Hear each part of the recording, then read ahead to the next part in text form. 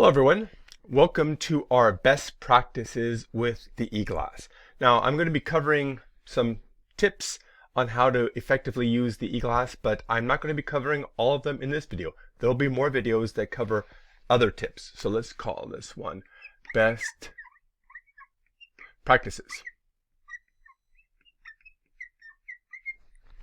Now, for the first tip or best practice, how to use the dry erase pens. Now, the pen that you use with the eGlass is a neon dry erase pen. Neon adds a lot more punch with the internal light of the eGlass. Let me give you an example. This is a dry erase pen that's not neon, and as you can see, it doesn't give as much contrast between this one and this one. So, neon dry erase pens, we have several of these, several different colors in the Lightboard office. The other thing too is the particular brand Quartet has has liquid ink in here and it has a little ball. And what you want to do is you want to shake it up before you start your lecture, and then actually push down hard. The tip, it can be depressed, and when it's depressed, ink will flow.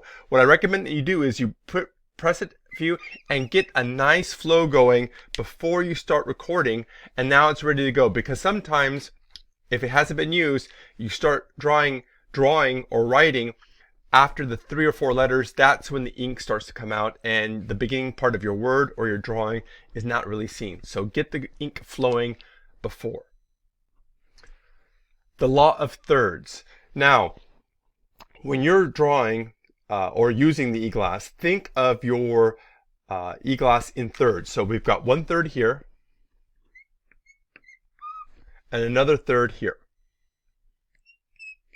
Now you, the talent, stay in the middle third, and you've got room to write either with your dry erase pen, or in this case I've got a PowerPoint graphic on this side.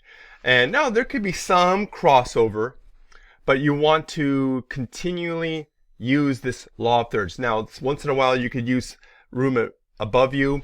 There's obviously no hard and fast rule, but this tends to work best.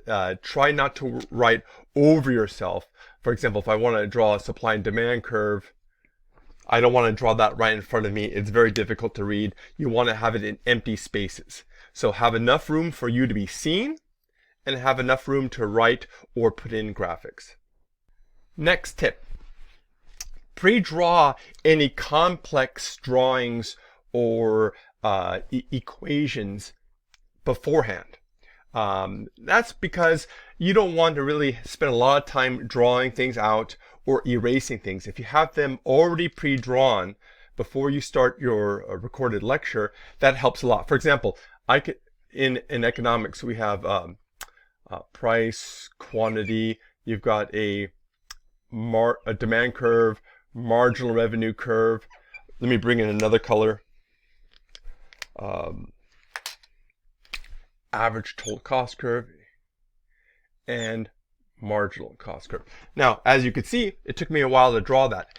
If I had this pre-drawn, I could have it ready to go. Now, I could dim the gas lights and I could have this already go. I could be talking to my students, and then when I come to that particular topic, I could turn on my lights and I could start now utilizing it. So have it pre-drawn. That's one tip.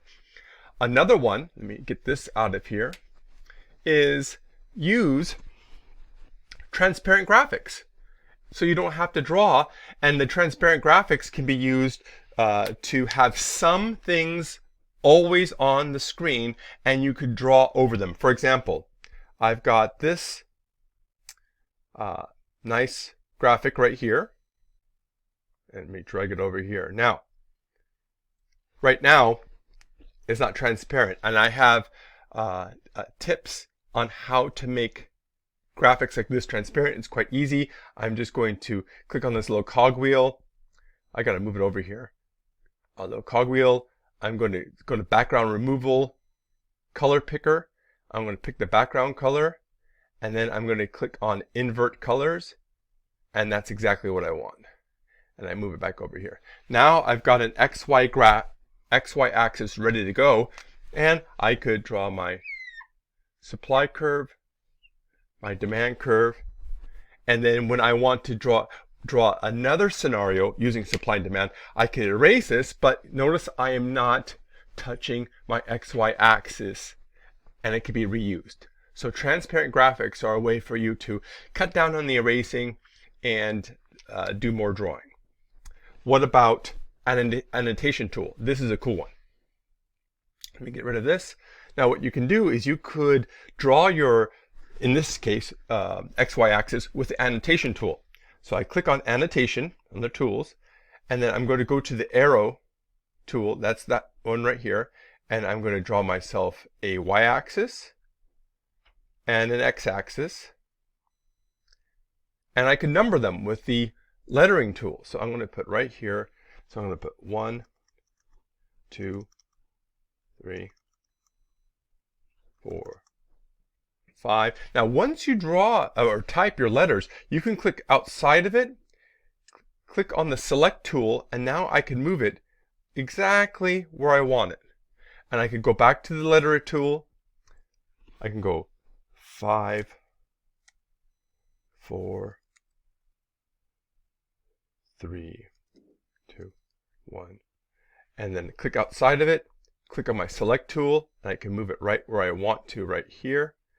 And now I've got my XY axis. I can get rid of my annotation toolbar, and now I could draw like this, supply, demand, and when I need to get rid of it, I could erase, but notice that my XY axis remains there. To get rid of the whole thing, I click on the annotation tool again, click on the erase, and then just move over it, and it's gone in an instant. So these are tips to cut down on erasing and more on drawing. What to wear? Now, since we have a black backdrop in the Lightboard office, it's highly recommended that you wear something light to contrast with the background. Now, most recommendations say if you wear something light, don't wear something with complex patterns. Now, as you can see, I got little dots on my shirt. Typically, that would not be recommended. I have found that this type of shirt does not really clash with it. I tried a different shirt that has little boxes on it, and that actually didn't work well. The pattern actually seemed to move visually when I looked at the recording. So try to avoid graphics or little patterns. Light shirt. It's not necessary, but as you can see, my hair is quite dark. I have near black hair, and my hair actually blends with the back backdrop. So you can imagine if I wore a black shirt, I would just be a floating head. So avoid dark colors, have some sort of contrast with the backdrop. Also, think about using a mouse.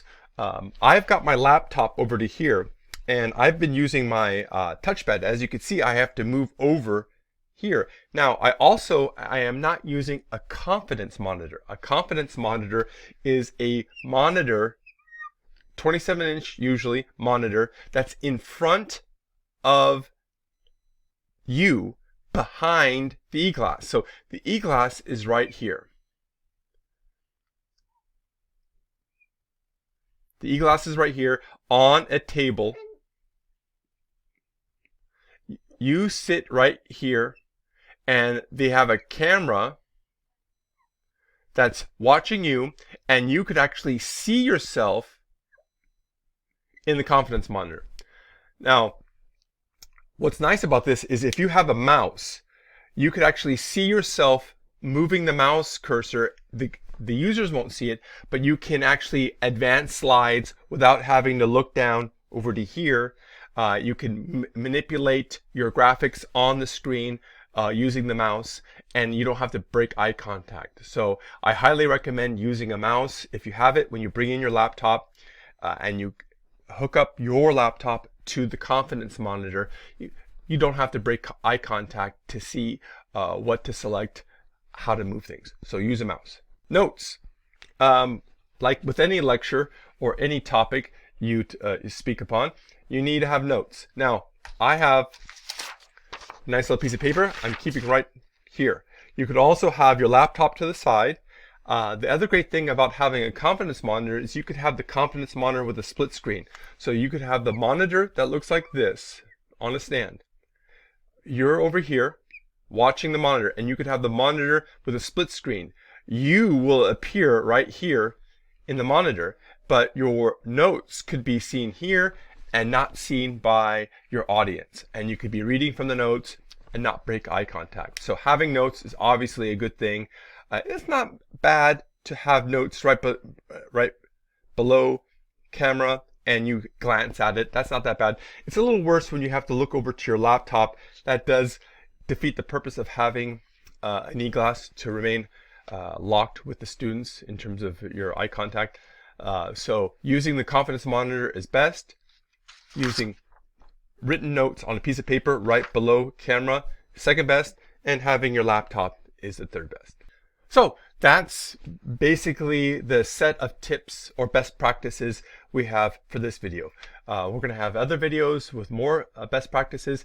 And again, if you have any tips or best practices that you think work well, please put them in the discussion thread we have on the Social Sciences Hub. That's all for now.